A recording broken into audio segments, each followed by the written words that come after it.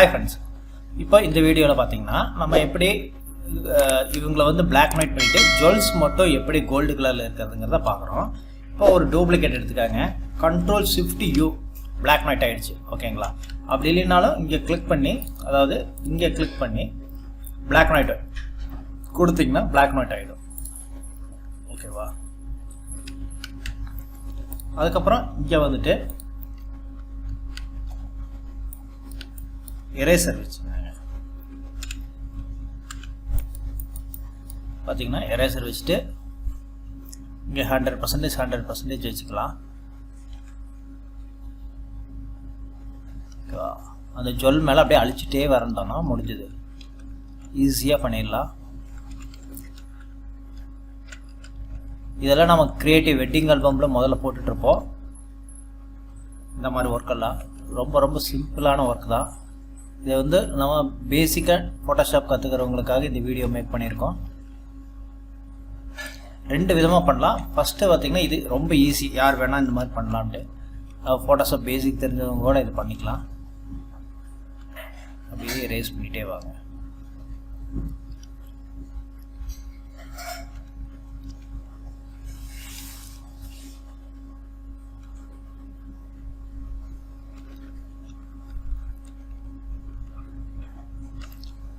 Jewels எங்கே இருக்குதோ அங்கெல்லாம் கரெக்டாக பார்த்து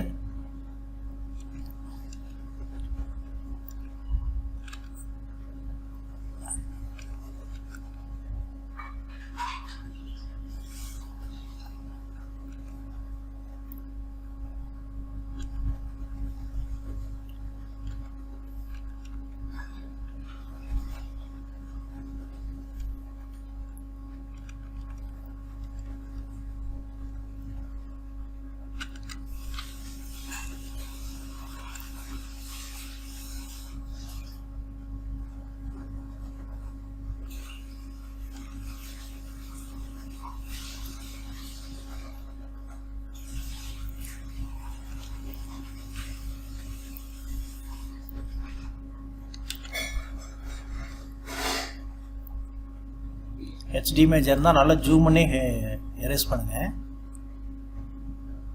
நான் இமேஜ் வந்து குவாலிட்டி கொஞ்சம் கம்மியாக இருக்கிறங்காட்டிக்கு நான் ஜூம் இல்லாமல் பண்ணிகிட்ருக்கேன். ஓகேவா?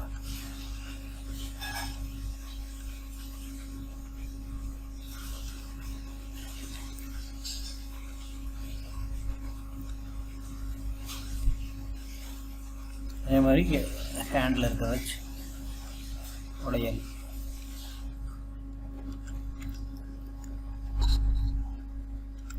அதே மாதிரி இங்கே இருக்கிறது எங்கெல்லாம் ஜுவல்ஸ் இருக்கோ அங்கெல்லாமே நீங்கள் எரேஸ் பண்ணிட்டு வந்துடுங்க.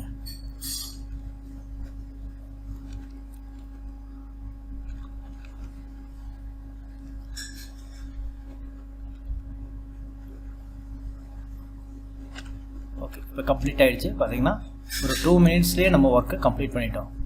ஃபஸ்ட்டு டூப்ளிகேட் எடுத்திருக்கேன், பிளாக் அண்ட் ஒயிட் பண்ணிவிட்டேன். பிளாக் அண்ட் ஒயிட்டில் இந்த ஒயிட்டில் வச்சுட்டு எரேசர் டூல் வச்சுட்டு எரேஸ் பண்ணிட்டேன். ஓகேங்களா? இப்போ இதாகிடுச்சு. இது ஒரு மெத்தேடு. இன்னொரு மெத்தேடு பார்த்தீங்கன்னா வெரி சிம்பிள். இது டூப்ளிகேட் எடுத்துக்காங்க. ஓகேவா? இது டூப்ளிகேட் எடுத்துகிட்டு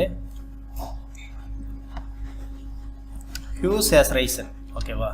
ஹியூ சேச்சுரேஷன் போயிட்டு, அதாவது ஹியூ சேச்சுரேஷன் வந்துட்டிங்களா, இங்கே வந்துட்டு இந்த எல்லோ தவிர்த்து இருக்கிற எல்லா கலரையுமே சேச்சுரேஷன் கம்மி பண்ணிவிடுங்க.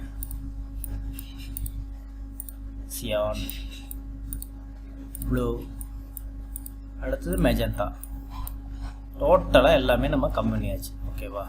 இருந்தாலும் ஒரு சிலதெல்லாம் நம்ம இருக்குது. ஓகேவா? பாருங்க, இந்த மாதிரிலாம் இன்னும் பிளாக் அண்ட் ஒயிட் மாறாமல் இருக்குல்ல. அதுக்கு என்ன பண்ணோன்னா இமேஜில் போயிட்டு, அதாவது இதையே செலக்ட் பண்ணிக்காங்க. இமேஜில் போயிட்டு அட்ஜஸ்ட்மெண்ட்டில் வந்துட்டு ரீப்ளேஸ் கலர். ஓகேவா? இதில் ப்ளஸ் செலக்ட் பண்ணிக்காங்க. எங்கெல்லாம் வச்சு வேணுமோ அதெல்லாம் ஸ்டிக் பண்ணிக்காங்க. ஓகேவா? இப்போ பார்த்தீங்கன்னா அதெல்லாமே ரிமூவ் ஆயிடுச்சு. ஓகேவா?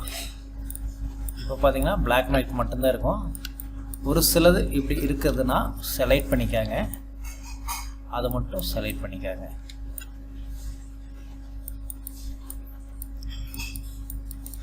என்னன்னா அது கோல்டு கலரில் இந்த ட்ரெஸ்ஸே வந்து அந்த ஜருகி இருக்கிறங்காட்டிக்கு நமக்கு எடுத்து வருது. ஸோ ஸோ அதை மட்டும் செலக்ட் பண்ணிக்கிறோம்.